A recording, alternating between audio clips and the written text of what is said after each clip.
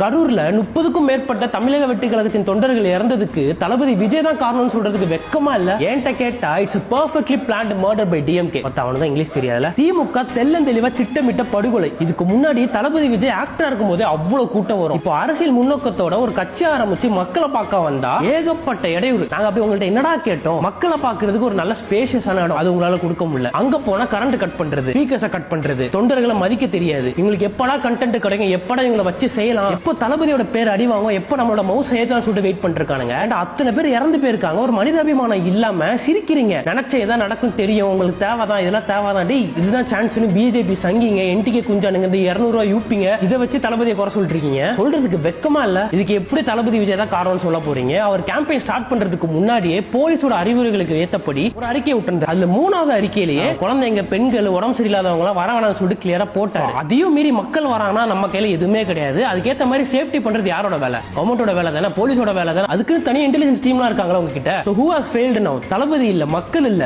அதுக்கேத்த அதிகாரிகள் தானே பொறுப்பு எடுத்துக்கணும். இன்னைக்கு மட்டுமே கரூர்ல 3 லட்சம் பேர் வந்திருக்காங்க. இவ்வளவு கூட்டம் வரும் தெரிஞ்சு அதுக்கேத்த மாதிரி இடம் கொடுக்கணுமா இல்லையா? மக்கள் எத்தனை ப்ரொடெஸ்ட் பண்ணிருக்காங்க, எத்தனை படுகொலை நடக்குது, அந்த இடத்துக்குலாம் போகாதவங்க அமைச்சர் செந்தில் பாலாஜி இந்த விஷயம் நடந்தவன பறந்து போயிட்டார் ஹாஸ்பிட்டலுக்கு. எதுக்கு? சிம்பத்தி ஓட்டு வாங்குறதுக்கு, பிச்சை எடுக்கிறதுக்கு. வெக்கமா இல்ல?